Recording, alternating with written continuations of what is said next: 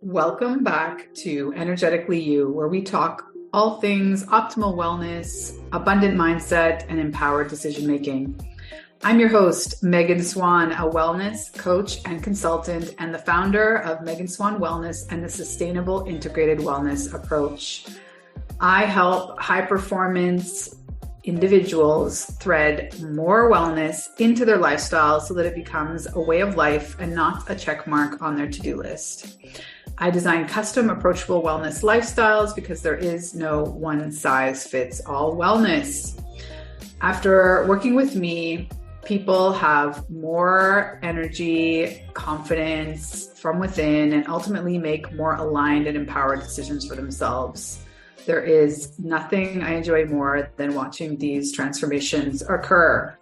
Ultimately, I'm on a mission to empower more humans through optimal wellness. Today, I have a very special guest.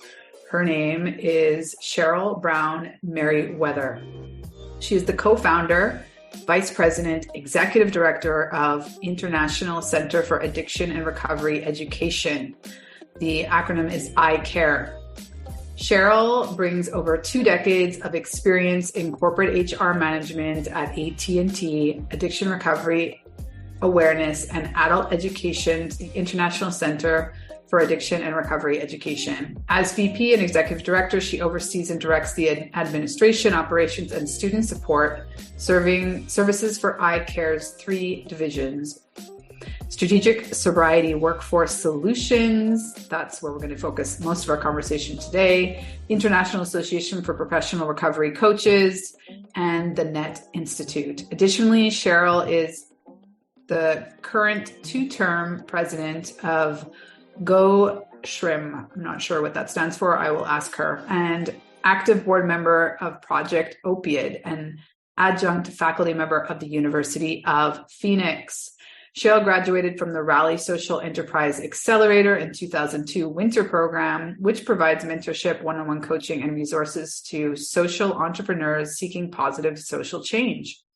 Most recently, Success Magazine named Cheryl a winner of the inaugural 2002 Women of Influence Awards for her pioneering work in the field of addiction and recovery.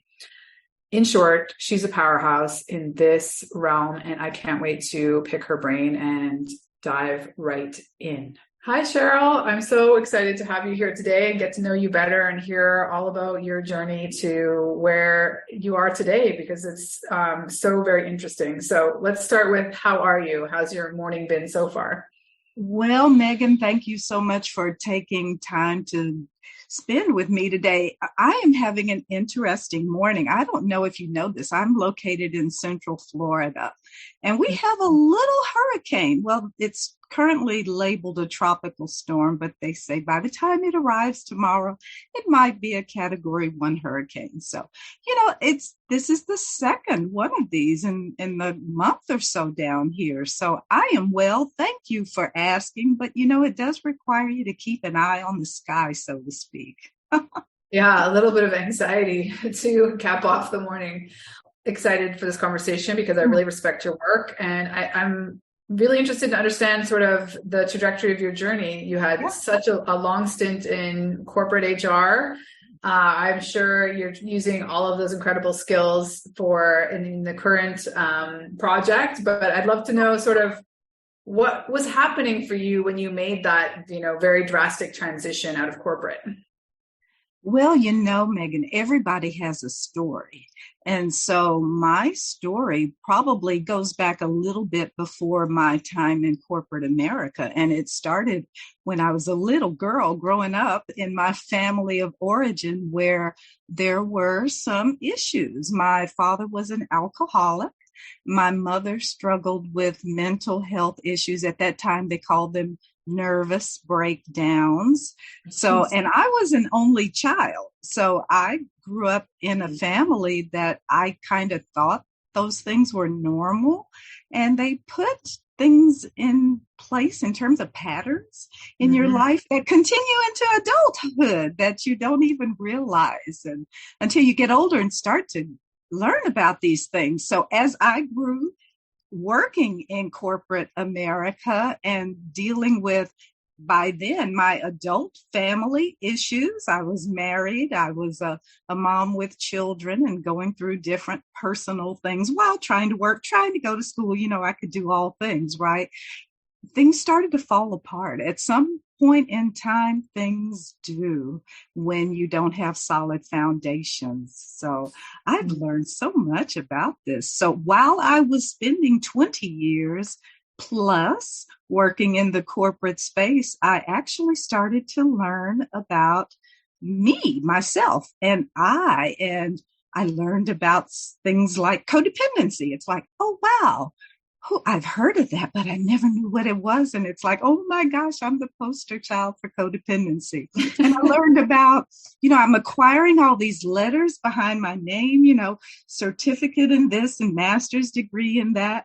And I picked up some more letters, ACOA, adult child of an alcoholic parent. It's like, oh my, more letters. So, it's been a journey. It's been a journey. And life just takes you on a path that you don't always set out before you to go on.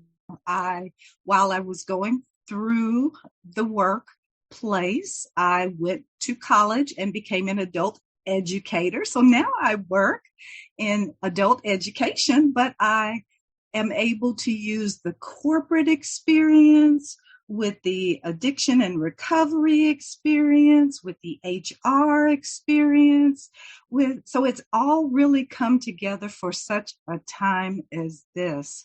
And I would not necessarily encourage others to take the path, but it has been very therapeutic. It has been very beneficial to me. I mentioned the hurricanes at the beginning of our time together, and life brings storms your way sometimes, and you learn about strengths. You learn about intestinal fortitude and resilience and other character strengths. So I've learned a lot about me, myself, and I on this journey, and hopefully I can share some of that to help others survive the storms of life that come their way also.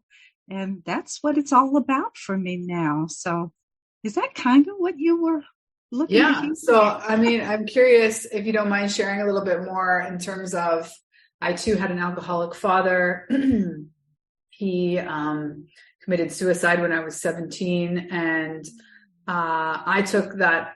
I took it on in a lot of ways, but I really kind of steeped in victim mentality for the better part of 2 decades and started to drink too much myself. And I didn't hear that in your story. So I'm curious, did you maybe seek out relationships with other people that were struggling with addiction, which I know is a common thing to do? Or do you feel like the addictive behavior bubbled up in some other part of your life that wasn't alcohol? Yeah.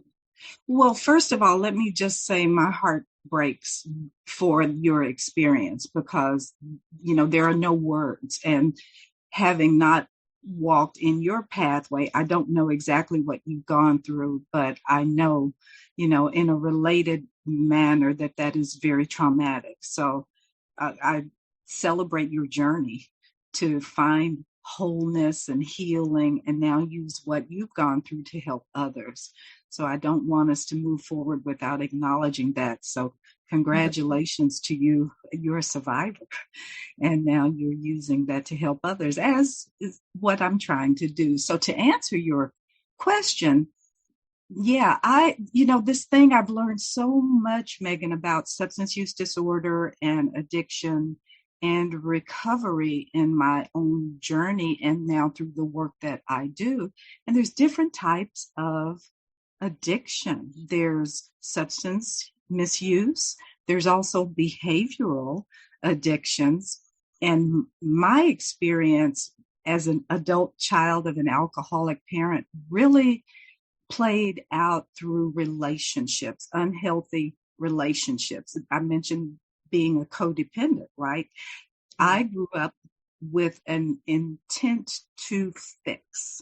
I was going to fix the circumstances of my life. I was going to fix individuals with whom I came in contact and with whom I had relationships, it resulted in me being a very high performer in almost every area of my life, in my work, in my college pursuits and education, and all the certifications and different roles that I had, whether in the workplace or through volunteer activities. But I sought to control those things that I could control, and often to excess and in unhealthy ways. But I didn't know that. I thought I was just high functioning, right? So my drugs of choice, if you will, because the brain processes, drugs sometimes as those chemicals that are released from unhealthy behaviors, not always substances. So I refer to my drugs of choice as, maybe not in clinical terms, workaholism. There's also, I had an opportunity once to write a training course, because that's one of the things that I do, about toxic faith. There are people for whom, and I'm speaking of myself at the time, I was married to a husband who was a minister, who had some unhealthy patterns of behavior, if you will, that I later learned manifested as almost equal to addictive behavior. And that system can also result in unhealthy, addictive patterns of behavior. So it was in those types of things, as an adult child of an alcoholic parent, trying to control my circumstances, borderline codependency, poster child, that I was engaged in and have now learned a lot about and now share, because it's easy to focus on one thing or another, but when you learn about these things, Megan, you learn the root in terms of the impact that they have on the brain is the same. The brain does not distinguish between, on some level, a substance or an unhealthy addictive pattern of behavior. The impact to the brain in terms of the chemicals that are released and the endorphins and the good feelings and all that comes from that, to a point where it becomes not so pleasant, is really the same. So that's why the work that we do now just crosses over. It crosses over our students are from different races and religions and countries and languages and socioeconomic, classes, because whether they're focusing on food addiction or gaming or marijuana or alcohol, they all desire to learn about this thing, this disease, this uncontrollable, overwhelming pattern of behavior, which we call addiction or substance use disorder and related conditions. Yeah. Okay, well, let's zoom out a little bit. I'm curious for your reflections on, you had spent so much time in HR, and what are the positive changes that you see in corporate these days, or just, in companies in general, and how they're dealing with, and I'm guessing you see a lot of positive changes, or maybe you have a different opinion on that. So tell us how it is. There's a lot going on in the corporate space around these issues, and I've seen it. I've been around long enough to see things evolve and change, and I'm very excited and optimistic and hopeful about where we are, and let me tell you why. So with respect to substance use disorder in particular, it's the elephant in the room that no one wants to talk about. The emperor has no clothes on. We see it, but we don't say anything about it. And so that is the way most workplaces are with respect to substance use or substance misuse. We talk about workplace culture, and alcohol is very prevalent and as part of many workplace cultures. We use it for celebrations and you name it. Team building. every opportunity to bring it in. And from an HR perspective, it's like we typically, because I am an HR professional and practitioner, we engage in two places. We engage with pre-employment drug screening when necessary, and then we engage again when something happens. I talk about people crashing and burning. That's usually when the HR gets involved, when there's been an incident or an accident in the workplace that requires, from a risk management perspective, some form of intervention. But what is happening now is opening the door for the opportunity for a higher level of engagement by uncovering and identifying those individuals in the workplace who are in recovery.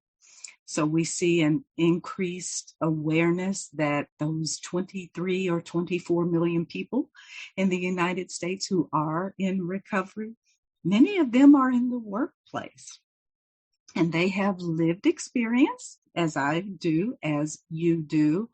And we are well positioned to help others who may be struggling right now and seeking solutions or assistance or information, but they may not be comfortable in reaching out to the HR department or their supervisors to talk about these issues. So as terrible as COVID and the pandemic has been, Megan, it really has a little bit of a silver lining because there's an increased focus on mental health, mental well-being, on the level of stress and anxiety and pressure that has been placed on the workplace and the workforce as a result of the pandemic. So because substance use disorder is a side of the coin, so a coin has two sides. So there's mental health, there's substance use disorder. They are two sides of the same coin. It really has now opened the door for the workplace to seek solutions or assistance for employees who are struggling. We know that they are there. Everywhere you turn now, there's an article about it. There's, as we are today, a discussion or conversation about it.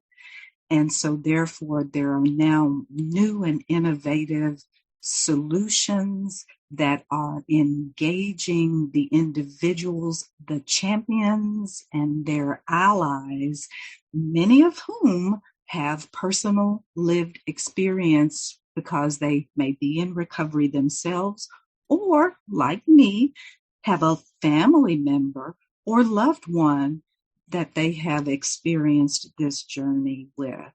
So it's a very exciting time because you can look around and see others that you can reach out and connect with that can support you to make a difference. It really only takes one person. It really only takes one person who has an interest and empathy and compassion and care around these issues. And you know, some of the greatest allies are coming from your world, the health and the wellness practitioners, coaches.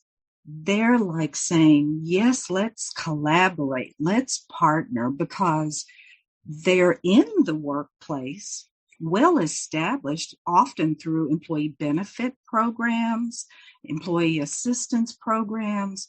The wellness industry has a long history of making an impact, a positive impact in the workplace around employee health and well-being.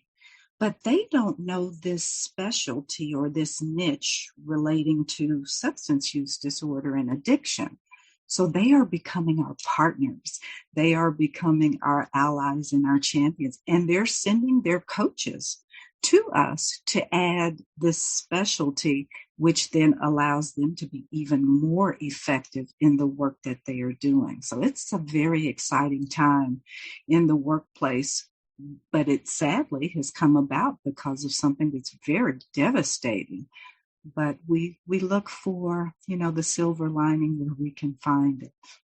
Mm-hmm. Yeah, I think there's lots of silver linings that we can point to. And to your point, I see it being nothing but optimistic that, not only is there a lot of shame being removed from the conversation about having mental health issues or struggling with substance abuse, misuse, to some extent, at least in terms of the mental wellness piece, it's a conversation that we are appreciating. A lot of the work culture that we were accustomed to pre-COVID is affecting us all on some level, and therefore it's not as much stigma attached, because anyone can say, I need a mental health day, and everybody else knows exactly what they're talking about.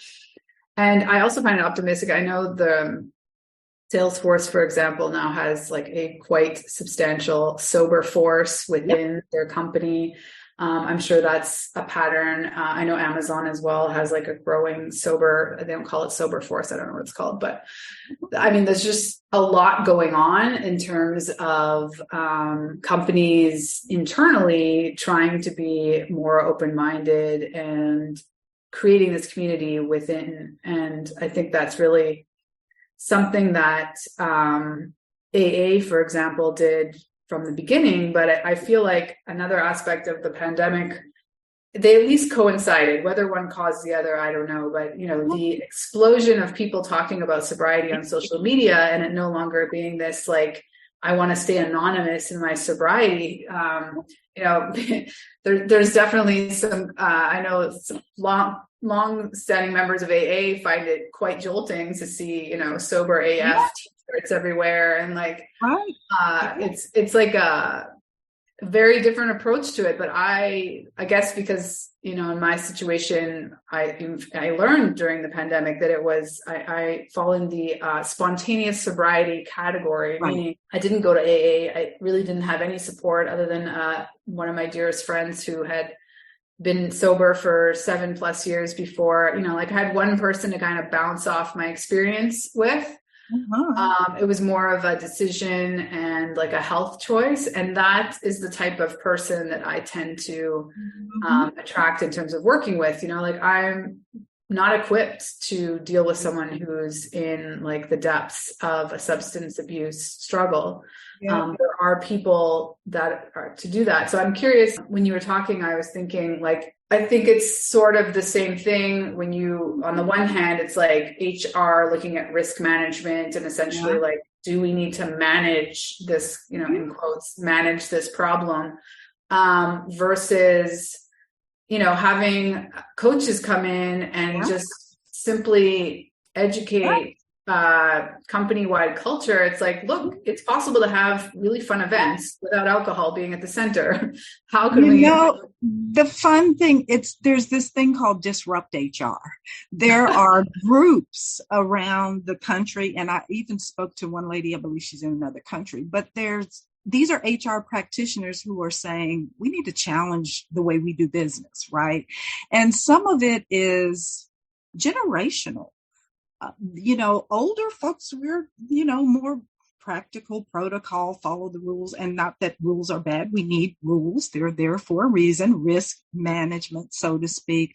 But it's like, how can we accomplish the goal in new ways? Just like recovery, you mentioned AA, but there are so many different paths now to recovery.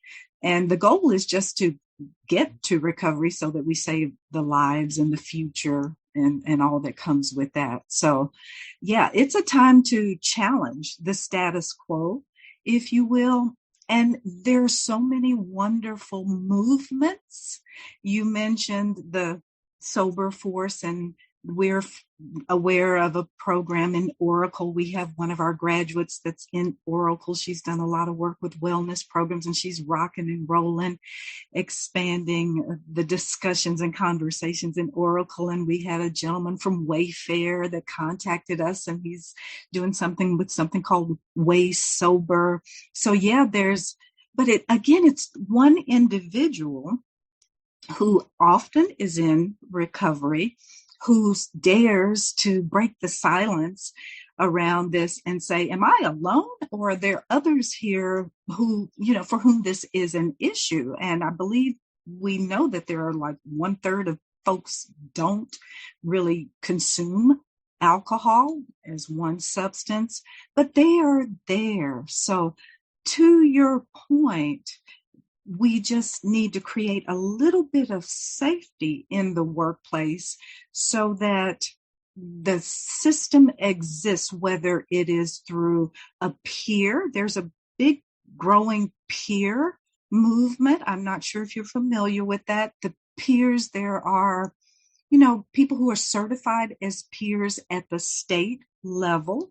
Typically, peers are individuals who have lived experience, who they're more formal than the AA, NA groups, but they recognize the value of having a peer who has lived experience to then reach back and help someone else. So this peer movement is moving from the clinical world to the workplace.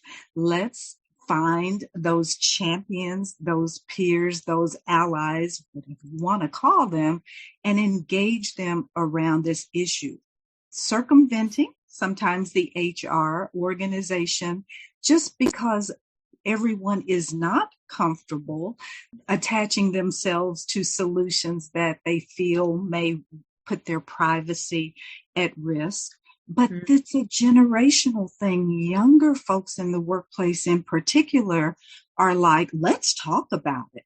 And one of the growing movements in the HR world, so it's a culture thing, it's a leadership topic now, Megan, is the need for empathy in the workplace. There are studies and there's research and there are organizations. I have an associate named Ajit Dodani in California, and he has started an organization called Empathify You. And as a former chief financial officer, he quantifies the bottom line impact of a workplace culture that emphasizes empathy. So he is presenting to C-suite and he's saying, you guys, empathy is a thing that needs to be expanded in your workspace, whether it's, the workplace is now a combination sometimes of in-person and remote. So in your workspace, let's expand the skills set of your managers and others so that they are able to connect with people on an empathetic level, and that will impact your bottom line results. It'll be win, win, win, win for the company, win for the other stakeholders, win for the employees. And so again, but that's more of a generational thing because older folks, well, yeah, we appreciate empathy, but really, you mean it has an impact on the company's bottom line? Never heard of that before. So there's so much momentum that we're experiencing coming from so many different, through many different doors, if you will. And they all converge. If you're familiar with the Venn diagram, they overlap. And at the center of it, it really is just a concern for the well-being of the humans who are each one of us. We, despite whatever differences we have, there are certain things that we all fundamentally need. And when you talk about substance use disorders and mental health, behavioral health, which is the overarching umbrella, we have more in common and our needs are so similar. And these are some of the solutions that are being employed in the workplace, being driven by the needs of the people themselves to break the silence and open up the door, uncover and talk about these things. So it's a very exciting time and never has been more necessary than it is now, because all of the statistics and the data show alarming increase in the use of substances and other unhealthy coping behaviors in response to the disruption, which is so pervasive in every area of our life now. So we have no choice but to throw a lifesaver, a life vest, or to someone who's struggling, because they're all around us. They are each one of us in some way. Yeah, I completely agree with everything you just said. I'm curious, you have in your bio that you're the 2-term president of GOSHRM. What's that? Can you tell us about it? Sure. It's the Greater Orlando Society for Human Resource Management, locally known as GOSHRM. SHRM is the national organization for Society for Human Resource Management. They work through state councils and local affiliate chapters, which meet the needs of our members. Here in Orlando, we have about more than 600 members that support the businesses, small, medium, large size companies in our area.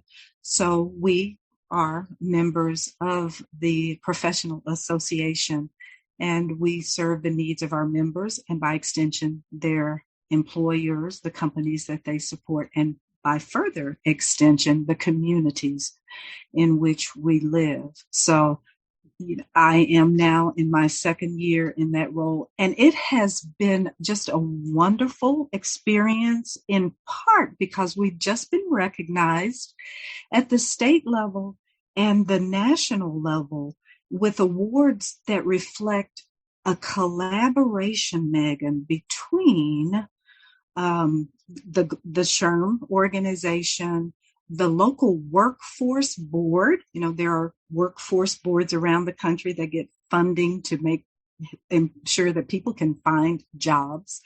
And we have an organization here called Project Opioid that has been on the front line of trying to raise awareness about opioid use disorder and the fentanyl epidemic. We have just tremendous numbers of people accidentally dying from fentanyl overdoses. They don't know they're consuming fentanyl, and very small amounts of that will kill. So Project Opioid received a grant.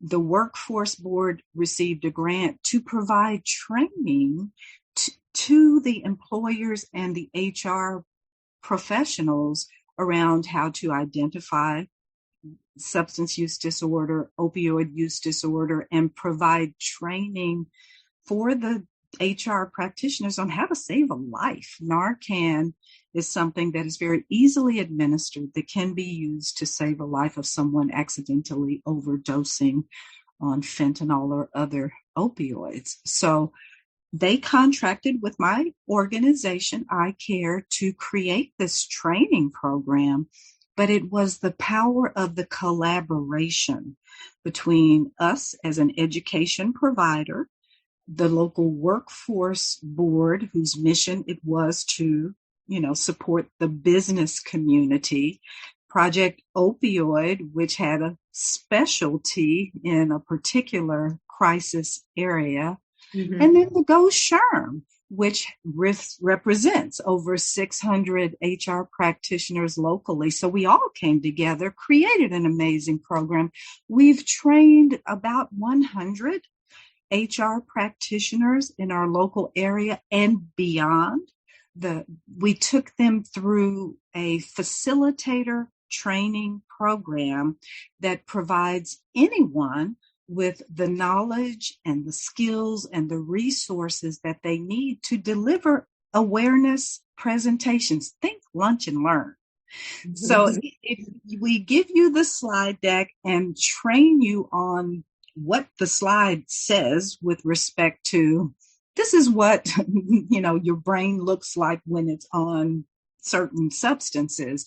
But we take them through, we have two versions of it, a 14-hour training spread out over 5 weeks and a 20-hour version spread over 9 weeks, where the participants just do self-study. They learn about things, watch videos, read about things, and they learn. And then they come together with facilitators and talk about this with other participants in the program.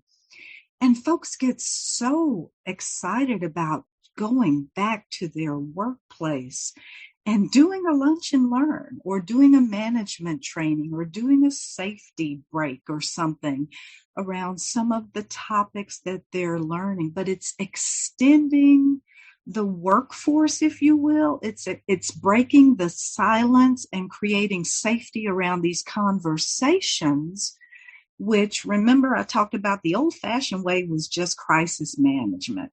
Someone crashes a forklift, we're going to ship them out to EAP. We're going to, get them into treatment. But there's not enough treatment available. Mm-hmm. Out of everyone that needs formal treatment, only about 10% actually are able to get a bed, which is the term that they use. We don't have enough beds available. So we've got to back it up and provide prevention. Mm-hmm. And the first part of prevention is awareness. Let's do a little education. Let's create some safe conversations around this in an environment where people can say, how do I get help? Where do I go? And that's where many of the participants in this program, yes, they're HR folks in large part, but they're also people who, like me, may have lived experience either personally or through supporting a family member, a partner, a child. Some of us have children who have gone through college and struggled with substance misuse and other unhealthy behaviors in college. But we're here now to reach back and try to support and help others. So that's what GOSHRM has been involved in partnership with other organizations in our community. And we hope to replicate that and spread the news about that nationwide so that others can do the same thing. Yeah, no, that's amazing work. Congratulations. So if someone is listening and maybe they're either in HR, they're in recovery, if they're not in recovery, like sort of what are the prereqs for someone who wants to take a certification from ICARE? Where would you direct them if they want to just essentially start their own community within their own company? Yeah. So thank you for asking. That's a great question. And I can ask them to reach out and connect with us through our website. It's addictionawarenessnow.com. addictionawarenessnow.com. And that's where we advertise this facilitator program. And there are folks who go through the program, Megan, just to learn. They want to learn for personal development reasons about this area, if you will. Mm-hmm. And so they can get a certificate of completion. They either completed a 14-hour or 20-hour education program, but then there are those who want to become a certified facilitator and have letters behind their name, CFAA, or for those that are HR practitioners, CFAA-HR, which is the 20-hour course, which, by the way, is approved for recertification credit with SHRM. Everybody that has a SHRM certification knows that they need to get recertification credit. So they can come to addictionawarenessnow.com and sign up for one of those classes. Again, the HR class is the 20-hour version. We're offering it again in March of next year. We're just wrapping up the third series for this year. We're planning to offer it again next year. The first one will be in March. So we are enrolling folks now and after the first of the year to go through the program. But we have so many endorsements. And again, we just won a state level and national level award for it. But I love to put people in contact with people that have gone through the program. And those are the champions, if you will, who then say, this is how we're using this in our workplace. So I can connect them with other facilitators that have completed the program that are actually in the workplace doing these workshops and these lunch and learns, and others who just have a plan to do so. And the amazing thing is organizations come in all sizes, across all industries. We have, folks who work in nonprofit organizations who've gone through it, folks that are in large multinational corporations like Oracle that have gone through it and used it. And we have people that have come to us from faith communities. So, and I have one of our facilitators works with college students on college campuses. So it's the type of training that crosses any type of organization, small, medium, large, and across multi-industries. So, and really applicable in so many spheres. So I'm curious, is it available globally, or is it really more US based? Yes, we have our training programs are in English, but because they're online, that we have trained facilitators and coaches, certified professional recovery coaches from 40 nations.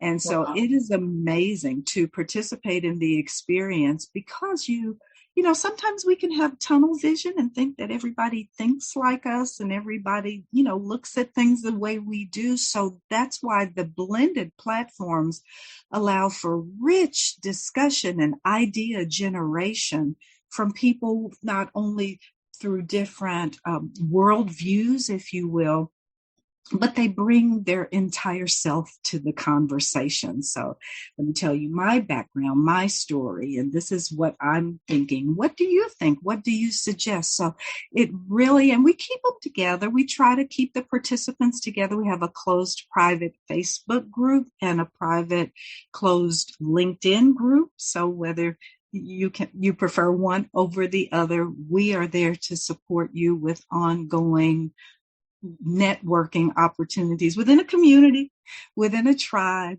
because that's how people in recovery thrive in community. And that's how those of us that do this work keep oil in our lamps, because we have to be careful and mindful that we don't, also experience burnout or discouragement or feel overwhelmed at the task that lies before us. Because at the end of the day, Megan, I try to be light about it, but this is a very serious thing. We're talking life and death.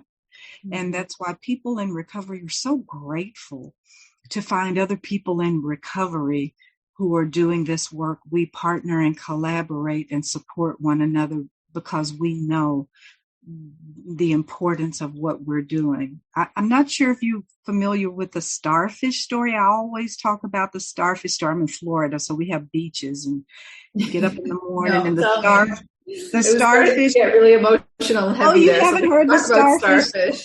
Oh my gosh. So here's this story. I first heard it years ago. It's a chicken soup for the soul, but it's basically you have an old wiser person walking one way down the beach and another young person coming in the opposite direction toward them. And, it's morning. So there's starfish scattered on the beach. So as the two get closer to one another, the older person sees this younger person, looks like almost a ballet move, bend down and then do I don't know what you call it, but the arm goes up and it looks like he's making this flinging motion. And in fact, that's what he's doing. He's flinging starfish one at a time out into the ocean. And this older wise person says, my goodness, as they get close to one another, what are you doing? And it's like, well, I'm saving these starfish one at a time, throwing them into the ocean so they don't burn up and dry out when the sun comes up. They'll die. And this person says, just look around you. There must be thousands of starfish on the beach. What in the world possible difference do you think that you're making? And the young person bends down, picks up one starfish, throws it out over into the waves and says, well, it made a difference for that one. And that is the work that we do in recovery. The problem is massive. There are millions of people suffering and dying. It is a nasty thing. It is horrible. But there's so much hope that we have if we make a difference in the life of one person, because if you save one individual, you're transforming that person and by extension, their family, by extension, their workplace, a broader community. Maybe it's a faith community or, just future generations. Because as an adult child of an alcoholic parent, I know the devastating harm that can come from that unhealthy pattern. But I also know that pattern can be interrupted. It can be broken. It can be changed. It can be reversed.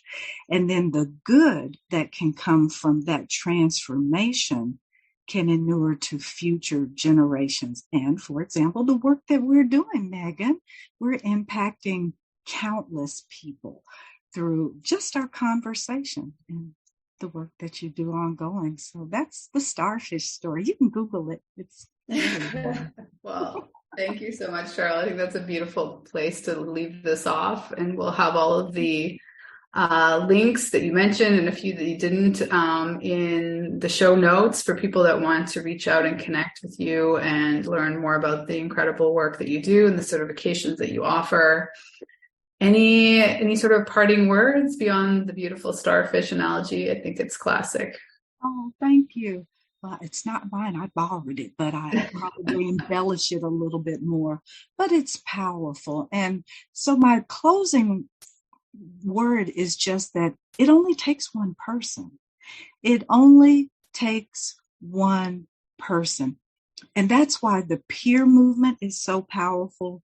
That's why the Sober Curious movement is so effective and is growing, because it creates a voice. It gives a voice to an individual who otherwise would be hiding or covering or not safe to even ask for help. So if we can just begin to take the baby step and create a conversation as we are having today with one individual, that carries me through my day. Our conversation today carries me through our day, carries me probably through the week, because this is so much fun. So I thank you for the opportunity, but I encourage others to, you have to use wisdom and look around, but we're there. There are so many of us around you. And if you can just take the first step, the first time I told my story, I was terrified. But I was in a training class and the facilitator said, we're talking about diversity here. Does anybody have a diversity story they can share? And another subject for another day, but I was adopted as a child and I am biracial.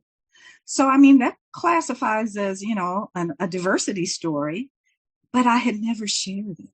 Because there's a lot of shame. You mentioned the shame and the stigma. And from certain generations, being born out of wedlock was like not a good thing. There's nasty words that people say, that people say about those kinds of things. But I dared to tell my story in a small group, and it just broke things down. And someone said, oh, first of all, thank you for sharing that. It took courage. And then let me tell you my story, or let me tell you I know someone, or let me tell you in my family. So that one opportunity to break the silence, if you will, opens the door for others to say, me too, me too. That was the power of the Me Too movement, wasn't it? Me too, me too. So that's the takeaway. It's just, of course you have to use some discretion there, But if you can reach out and connect and share just a little bit, it will build your confidence. It will build your competence.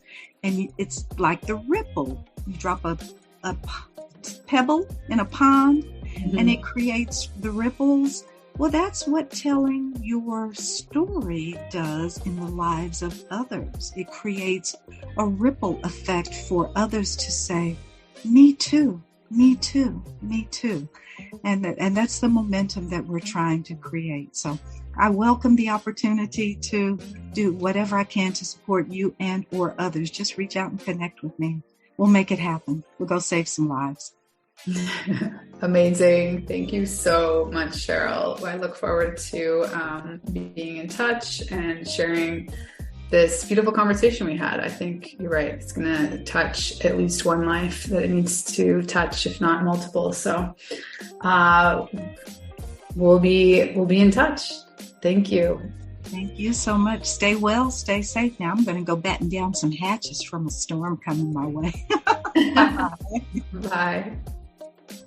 Thank you so much for being here. I appreciate you, and I hope that you enjoyed this conversation.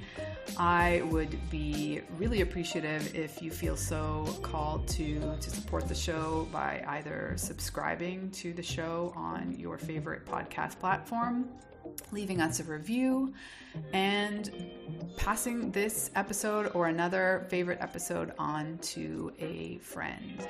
I hope you have a beautiful week wherever you are in the world.